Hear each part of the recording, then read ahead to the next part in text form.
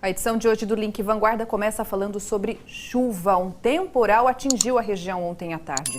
Tivemos estragos em várias cidades da região, né? E em Taubaté, mais um buraco se abriu. Vamos conversar ao vivo com a Thalita França. Oi, Thalita, boa tarde. Oi, Rogério, boa tarde para você, para a Águida, Branches e todo mundo. Olha a gente aqui mais uma vez falando de buraco em Taubaté, né?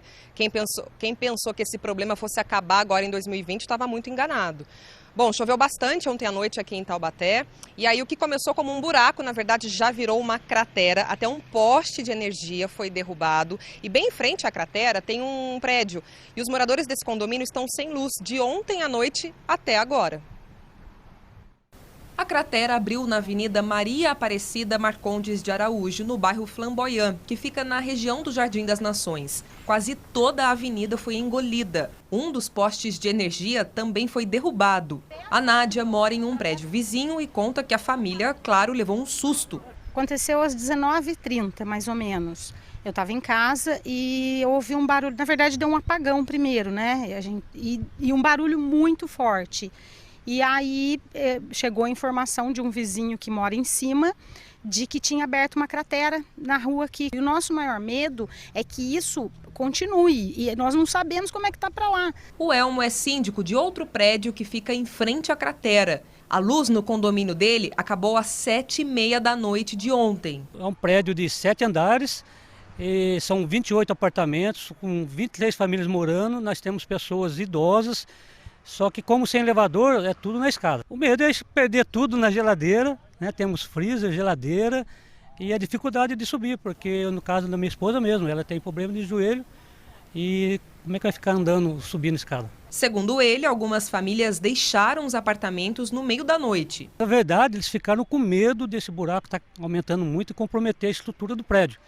Então eles pegaram criança e saíram. O secretário de Obras de Taubaté esteve no local hoje cedo.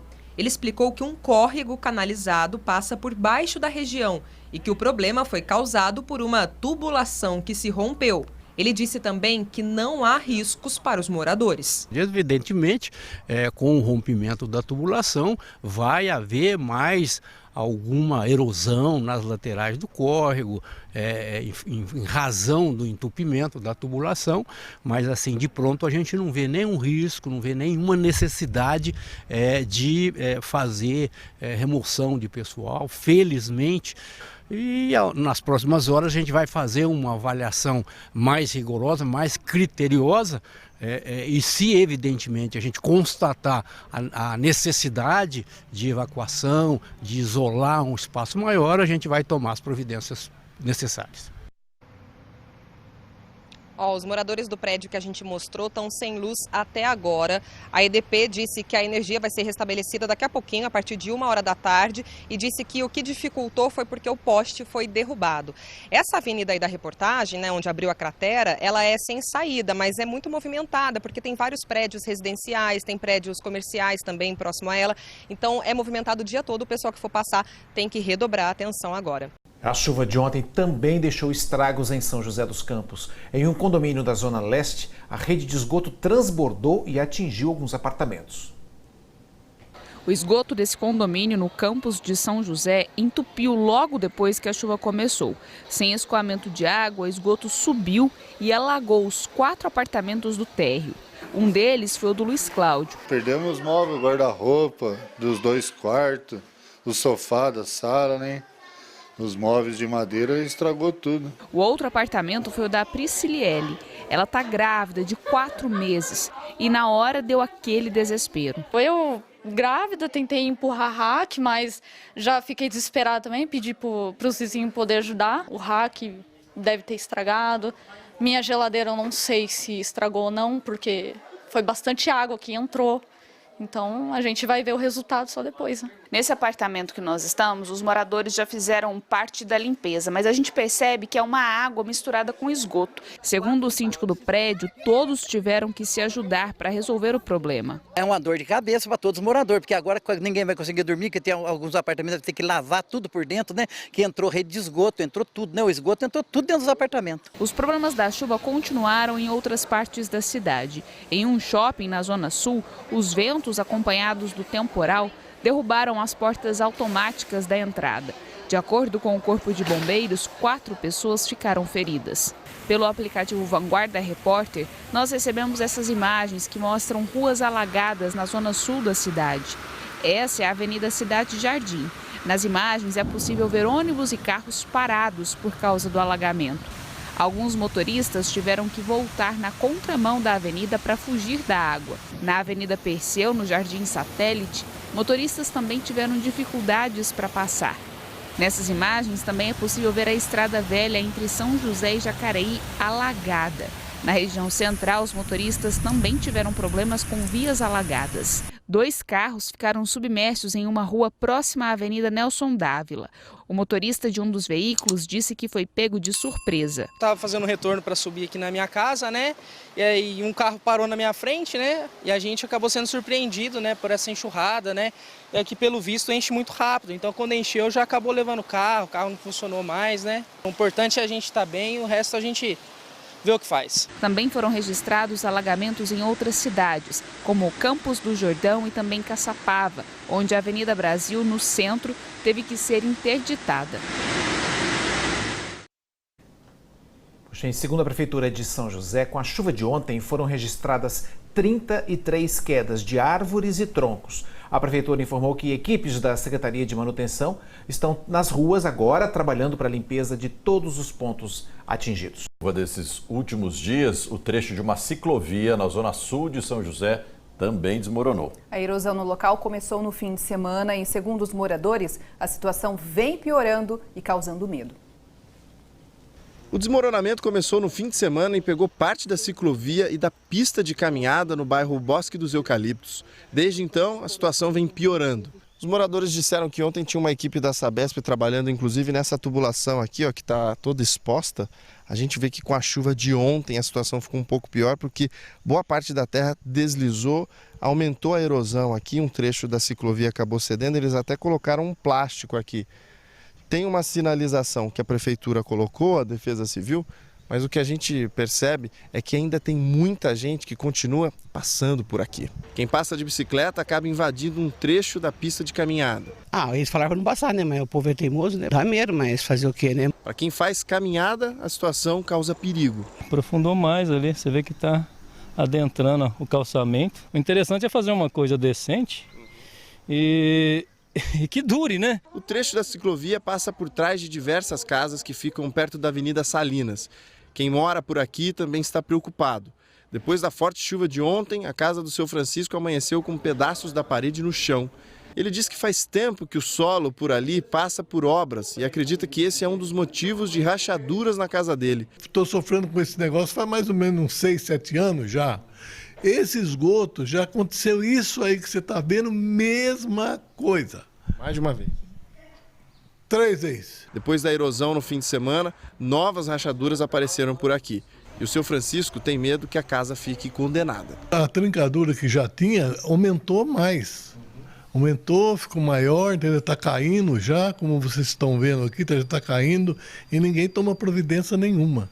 Isso não tem condições. Esperar quem? Só Deus mesmo.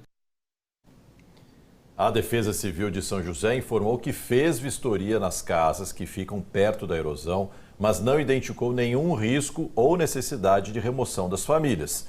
Sobre a erosão, a Prefeitura informou que ela foi causada depois de um problema na tubulação da Sabesp. Já a Sabesp disse que terminou esse reparo na tubulação ontem, antes da chuva, e que equipes já estão no local novamente para fazer o aterramento do trecho. A companhia disse que a área não oferece novos riscos. Voltamos a falar da chuva, nós já falamos dos estragos em São José, em Taubaté e em São Luís do Paraitinga. O temporal de ontem à tarde atingiu principalmente a zona rural. O Bruno Pellegrini está em São Luís do Paraitinga. Bruno, como é que é a situação, como é que está a situação neste momento na cidade? Boa tarde.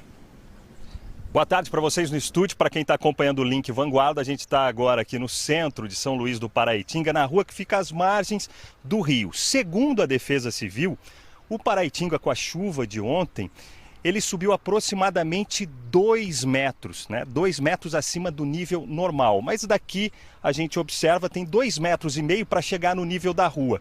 Então, dentro da área urbana, não houve nenhum ponto de inundação, segundo a Defesa Civil. Vamos lembrar que às margens do Paraitinga há equipamentos que fazem a medição do volume do rio, né? Então, há um alerta emitido à medida em que ele vai subindo para a Defesa Civil, e a Defesa Civil vai fazendo esse monitoramento constantemente e avisando principalmente a população ribeirinha, que vive às margens do rio, dando a orientação no caso de uma possível inundação. Como você disse aí bem, Rogério, concentrou-se mesmo os alagamentos e deslizamentos de terra na zona rural da cidade. Nas estradas que dão acesso aí ao bairro Santa Cruz e ao bairro da Fábrica, por lá houve deslizamento de terra, o que impediu o trânsito. Mas ainda durante a manhã, funcionários da prefeitura estiveram nesses locais, fizeram a remoção da terra. Então, nesse momento, o trânsito está liberado por lá. Pela manhã, nós fomos até o bairro São Sebastião para acompanhar os problemas. Foi a área mais crítica do município, segundo a Defesa Civil. Por lá, pontos de alagamento e também até uma ponte chegou a ser levada pela água. Foi a região que mais sofreu, o bairro São Sebastião, na zona rural. Acompanhe na reportagem. É a mesma história de outros anos. A escola João Gonçalves dos Santos foi inundada mais uma vez. A água invadiu todas as salas. E no período de férias dos alunos, os funcionários trabalharam bastante para fazer a limpeza. Felizmente, não teve perda de materiais escolares e nem de equipamentos. A escola fica ao lado do córrego que encheu e transbordou. A força da água derrubou o alambrado da unidade escolar, que fica no bairro São Sebastião, zona rural de São Luís do Paraitinga. Esse é o problema que já acontece há vários anos. Sempre que tem uma chuva intensa aqui, acontece esse tipo de transbordo aí, e aí gera esse alagamento. De acordo com a Defesa Civil, ontem choveu muito em pouco tempo. Choveu em torno de 70 milímetros, né? Período da tarde à noite.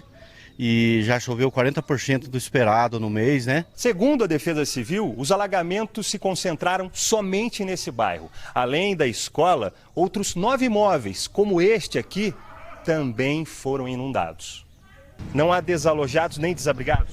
Não, o pessoal já limpou a casa, ele já voltou, né? Nem não chegou a sair, eles já permaneceram na casa fazendo limpeza, porque foi só sujeira, mudando material só. Uma ponte do bairro São Sebastião foi levada pela água. Funcionários da prefeitura trabalharam pela manhã no local para colocar uma tubulação e refazer a passagem.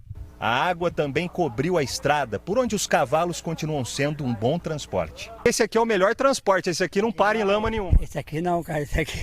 Lá embaixo tinha outro carro que tinha atolado já, cara. A coisa estava feia aqui ontem. Sobre a ponte que foi levada pela água, a Defesa Civil informou que a previsão é que no começo da tarde a passagem já esteja parcialmente liberada. E que está avaliando junto com a Prefeitura outros reparos no local. Link Vanguarda já está de volta e recebe neste momento o prefeito de Ubatuba, aqui no estúdio, Délcio José Sato, do PSD. Boa tarde, prefeito. Boa tarde. Eu que agradeço aqui a oportunidade de esclarecer à população as questões que estão acontecendo na cidade de Ubatuba. Vamos começar então, prefeito. Nós mostramos essa semana aqui no Link Vanguarda a situação da coleta de lixo. Uma reportagem que mostrou que está havendo um monte de problemas, funcionários com dificuldades, segundo a prefeitura, por causa do trânsito. Nesse período de temporada, muitos carros circulando pelas ruas da cidade. Isso acontece todo ano, prefeito, né?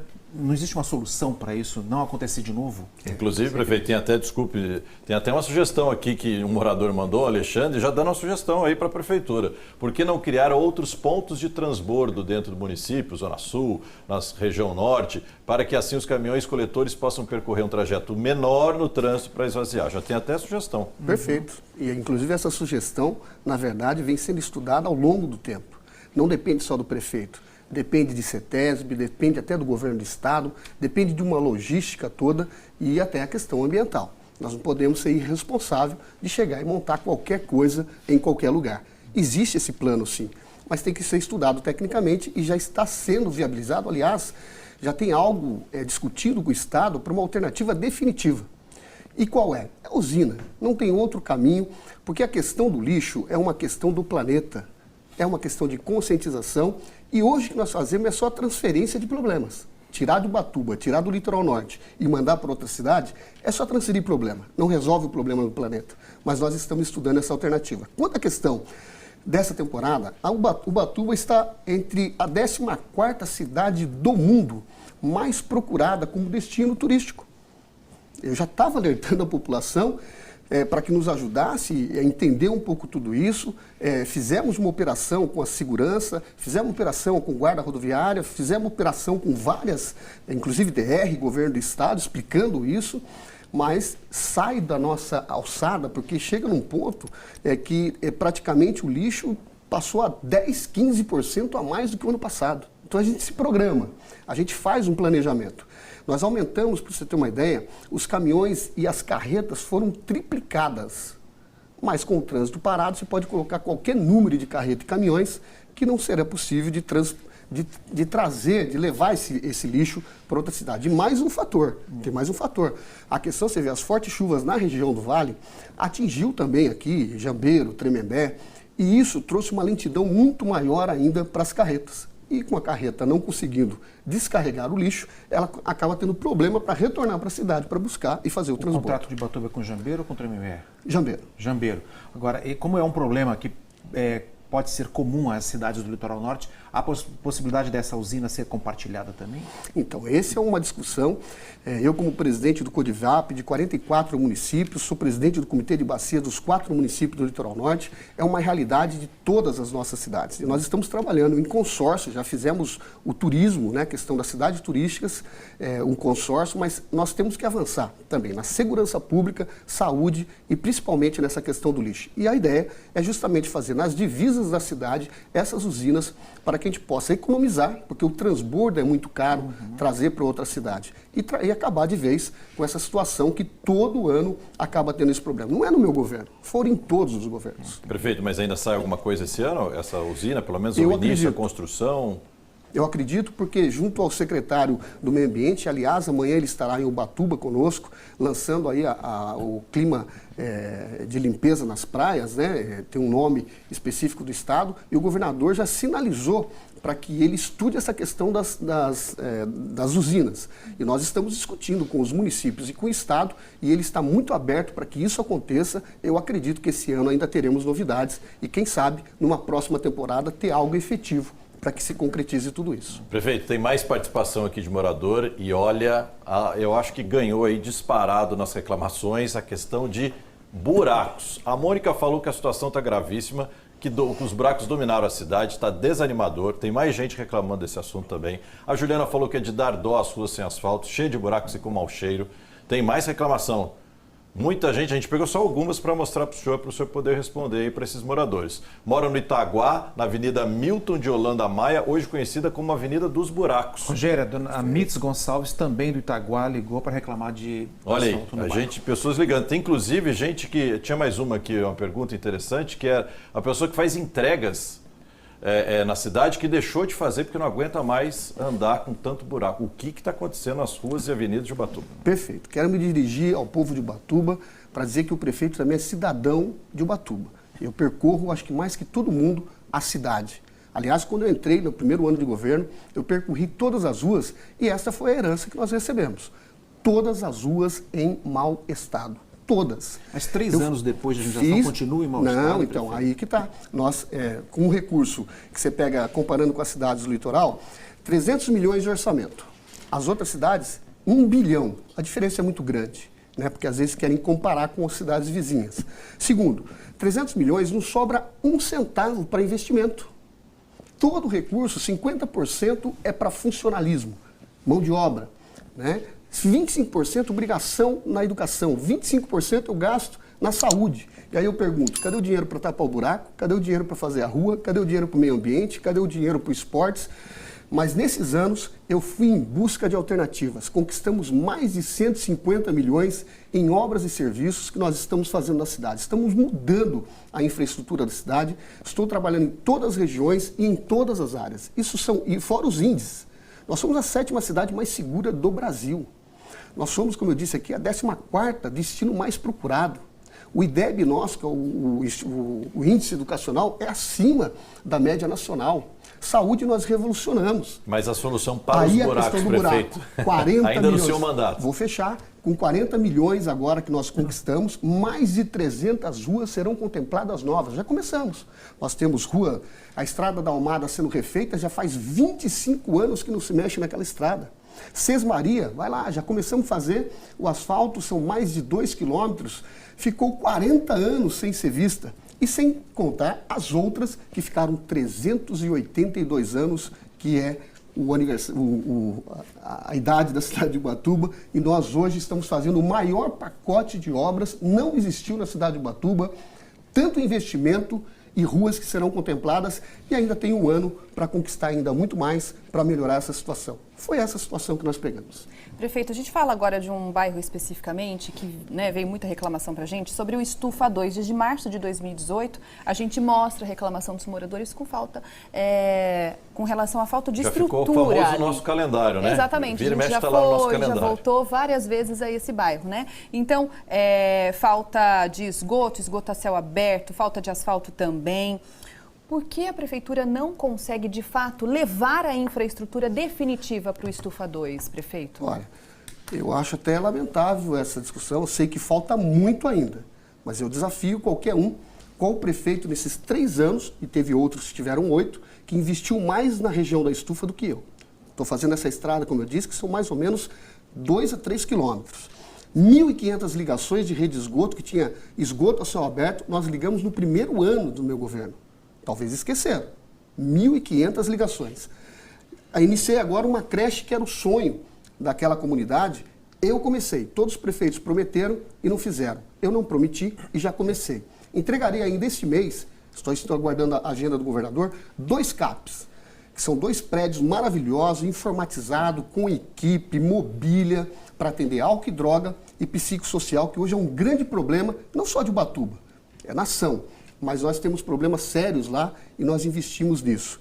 Então, eu pergunto, 2 quadras de esporte foram entregues, né, iluminada, né, 24 horas lá, através da associação coordenando. Então, nós fizemos saúde, nós fizemos ruas, eu acho que temos umas 12 ruas que estão sendo contempladas. Só que nós começamos para o lado mais crítico, que é o final da Estufa. O Estufa é realmente um bairro populoso e grande. Muito Quer grande. dizer, as melhorias se estendem, então, ao longo desse ano, você consegue entregar mais melhorias para o resto da população ali naquele tudo bairro? isso e vou fazer ainda muito mais. E aí eu volto a dizer, eu desafio qual prefeito que fez tanto quanto a gente fez, em todas as áreas nessa região. Prefeito, a gente continua falando sobre infraestrutura, vamos falar agora sobre as enchentes. Várias perguntas vieram pelas nossas redes sociais, a gente vai até colocar algumas no telão. Tem da Eli Marcos, Mara Silva, Ailton Salles, falando exatamente sobre a questão da enchentes em bairros da cidade. Eli Marcos de Ubatuba, lá, o problema crítico na rua, a Anhanguera no bairro Praia Grande, onde qualquer chuva, a água chega a quase 1 metro de altura. O que podemos esperar sobre isso? E tiveram várias, viu, prefeito? Sim. Ainda sobre, moro no Perequiaçu, também a questão de alagamentos, quando chove não dá para sair de casa. Então, muita gente de diferentes bairros reclamando do mesmo problema. Estou vendo tudo isso. Né? Embora alguns pensem que a gente não está trabalhando, então vamos pegar Praia Grande. Praia Grande foi um problema de construções que fizeram ao longo do tempo e agora estourou. Quando você impede que tenha o escoamento de água, acaba tendo problema. Conversamos com todos os empresários que construíram o prédio ali, fizemos uma parceria e iniciamos já um trabalho para resolver esse problema da Praia Grande. Agora, chegou num momento crítico que eu acho que, não sei qual foi a empresa de um particular, que acabou mexendo na beira do rio, ou parece ser a beira do rio, e aí teve uma questão ambiental que paralisou. Mas nós vamos dar continuidade naquilo que é necessário e é possível dentro da legalidade. Tirando esse evento que ocorreu, que a gente não foi a prefeitura que causou isso. Perequiaçu, nós contratamos, não só Perequiaçu como o Itaguá, nós contratamos um caminhão o hidrojato que se chama. Nós estamos desentupindo todos os bueiros. Quando nós entramos, o que nós tiramos de sujeira ao longo desses 3 anos, né? E é impressionante você falar, mas 3 anos, nós vamos lá, limpamos, no outro dia tem sofá, tem televisão, tem lixo, tem isso, tem aquilo. E nós fazemos operações constantes. Toninhas, é histórico. Nenhum prefeito teve a coragem de mexer no bairro da Toninhas. Primeiro que nós iluminamos toda a orla da Toninhas, e não só da Toninhas, iluminamos toda a orla do município em LED, trazendo mais segurança e melhorias a questão turística e infraestrutura. Mas na Toninhas, especificamente, nós tivemos a coragem de trabalhar com o DR, rasgamos a estrada antes da temporada, terminamos o serviço e com certeza vai melhorar. Não vai resolver todos os problemas. A questão da drenagem, eu como presidente do Comitê de Bacias Hidrográficas do Litoral Norte, já falei para os prefeitos. Nós vamos ter que fazer um projeto macro para as 4 cidades, e aí o consórcio ele é muito importante nesse sentido, e vamos, a partir deste ano, que acredito que as coisas vão começar a caminhar esse ano, porque esse ano passado não se caminhou nada, só se cortou recursos dos municípios. Tanto a União quanto o Estado, houve um corte significativo, e isso traz um grande prejuízo para as outras cidades. E eu, como presidente do CODIVAP e Comitê de Bacias, batemos muito em cima disso, mas nós estamos trabalhando vários projetos de drenagem, porque os projetos, eles até são baratos, mas a execução deles, eles são caríssimos. É de 20, 30, 50, 100 milhões, e imagine Ubatuba, que tem 300 milhões de orçamento, não teria condições de fazer sequer um canal de drenagem nesse sentido. Mas nós estamos trabalhando de forma paliativa, mas nós vamos levar um projeto macro, para que a União se comprometa com os municípios, porque é um projeto que só a União tem a condição de arcar com essas despesas. Prefeito, todo gestor público fica com sua conduta sendo sempre avaliado em todas as áreas, inclusive a área jurídica. O senhor teve os bens bloqueados pela Justiça depois que o Tribunal de Contas apontou irregularidades numa licitação para a contratação de uma empresa de informática.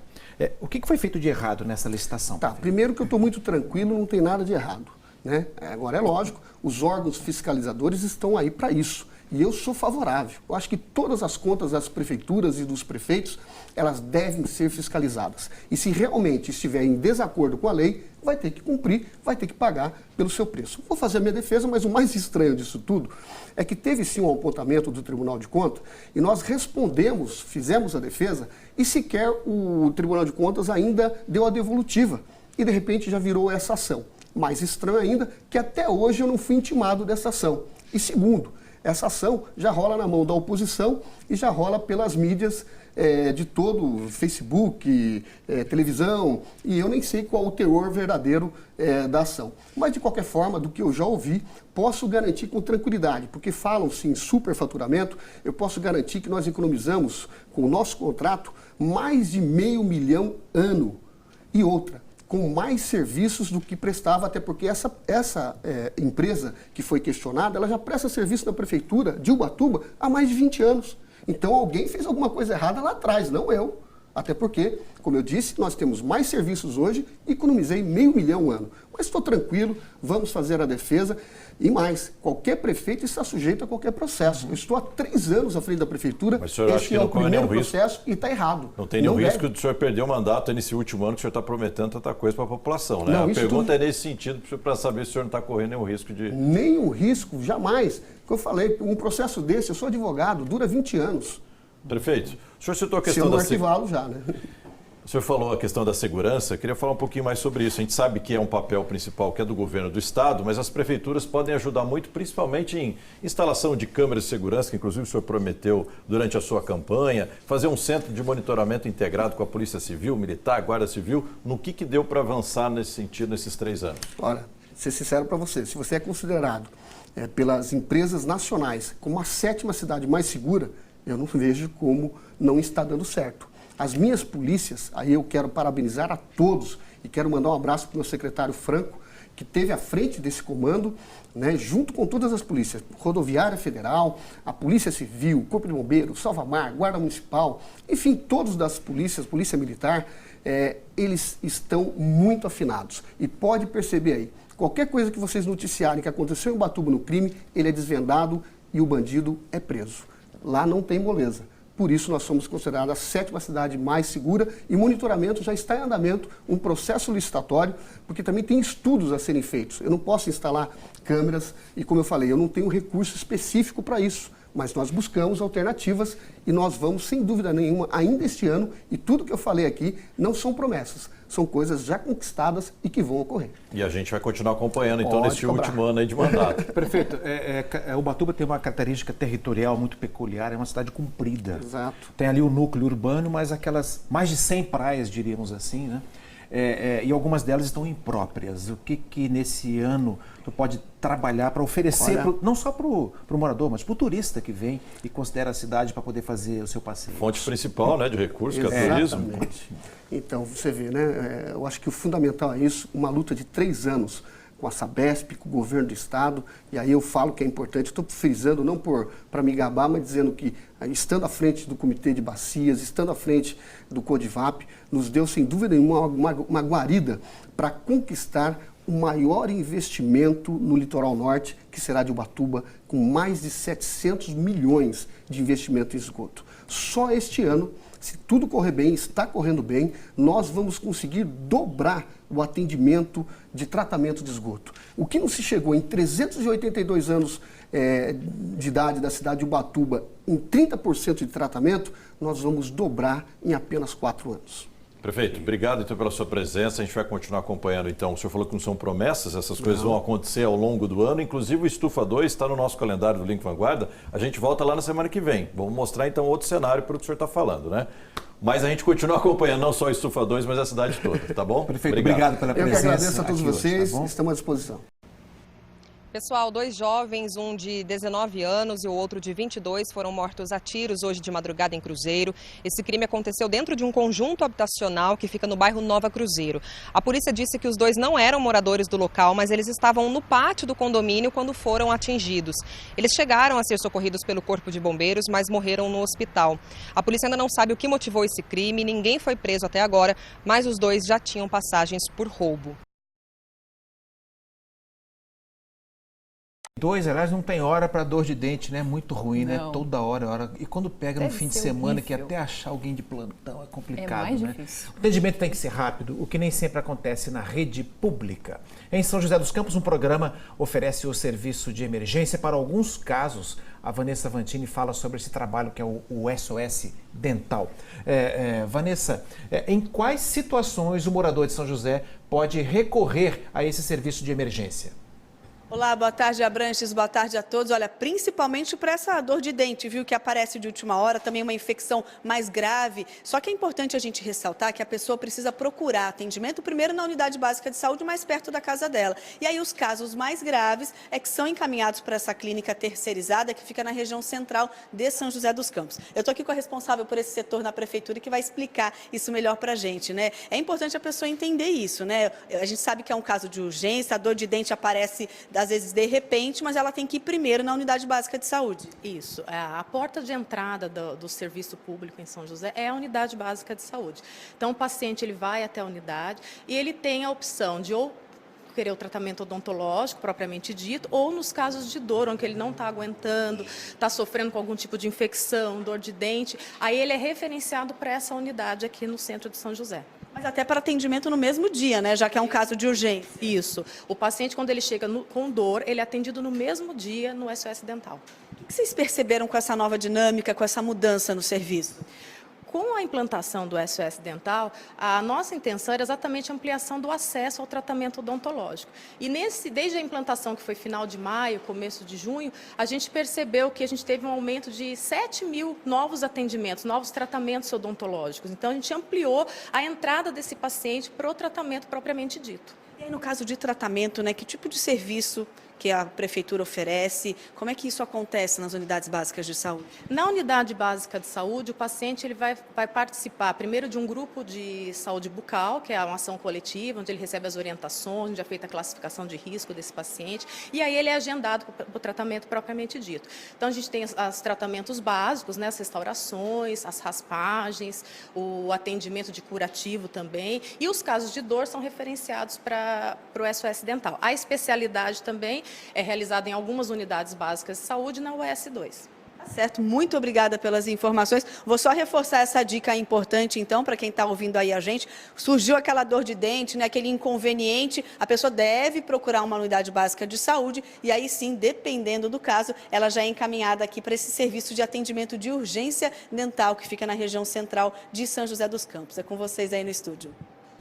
Tá certo, Vanessa. Obrigada pelas informações. É um alívio realmente para quem precisa de um tratamento de urgência. Se a dor chegou, tem que cuidar rápido. Vamos falar da participação do pessoal aqui, falando Bora. das férias, papais enlouquecidos com as crianças em casa. A Alex de São José falou, aqui a Agenda Férias está a todo vapor, com opções de graça, Ribeirão Vermelho e Sesc, com opções muito divertidas para a criançada. Tá esperto, ligado nas opções de graça. Isso E mesmo. ficar gastando também com a criançada, não chega no fim das férias, Os né? parques também podem ser uma boa opção, né? É. Como a Débora, de São José dos Campos, gosta de levar minha filha no Parque Santos Dumont. Ela adora ir lá. Ó, mais um aqui, ó, de Potim. Não vejo a hora de entrar às aulas logo. Não aguento mais, estou muito cansada. Maria Aparecida de Potim. A Lucilene, de Jacareí. Aqui eu tenho 2 meninos que têm uma energia para gastar, haja programação para distrair, né, essa criançada. Vamos na pracinha, porque jogar bola e piscina pode ser opção também. É isso. O Hospital Regional de São José dos Campos está com vagas abertas. São 50 oportunidades. Os salários variam de R$ 1.300 a R$ 8.000, de acordo com o cargo. A gente tem alguns aqui para te mostrar. Ó, tem enfermeiro para diversas especialidades, pediatria, UTI, entre outras, assistente social, auxiliar administrativo, médico do trabalho e técnicos de segurança no trabalho, entre outras oportunidades. Os interessados devem preencher uma ficha de inscrição que está disponível na internet e levar essa ficha na semana que vem no hospital. Ficou na dúvida? No G1 da Vanguarda tem todos os endereços certinhos para você. É importante lembrar também que algumas dessas vagas são para candidatos PCD, então isso aí é mais uma abertura também de oportunidade de trabalho. Caçapava, os efeitos da chuva ainda podiam ser vistos hoje. O morador mandou pra gente esse vídeo. Sabe onde fica essa goteira aí? Dentro de um posto de saúde. É isso mesmo, é o posto da Vila Antônio Augusto. Esse ponto exato é a rampa de acesso da recepção. Dá para ver o tamanho da infiltração no teto e também os moradores, daqui a pouquinho você vai ver na imagem, esperando em uma fila. Olha só, já começam a aparecer as pessoas ali esperando. Nós procuramos a Prefeitura de Caçapava e a Prefeitura informou que esta semana começou a manutenção dos telhados do posto, com a troca de algumas telhas. Porém, as obras foram interrompidas devido às chuvas. Mas a promessa é que o serviço vai ser retomado assim que o tempo melhorar. Aqui de volta com o destaque do G1 da Vanguarda. Os reguladores de mercado da União Europeia estabeleceram um novo prazo para decidir sobre o acordo da fusão entre as fabricantes de aviões Boeing e Embraer. O novo prazo é 30 de abril, isso devido a um grande volume de documentos que está sendo analisado para avaliar o impacto desse negócio no mercado global de jatos. A negociação entre as empresas prevê a criação de uma nova unidade para a aviação comercial. Mais detalhes sobre mais essa etapa do acordo você confere no nosso G1 da Vanguarda.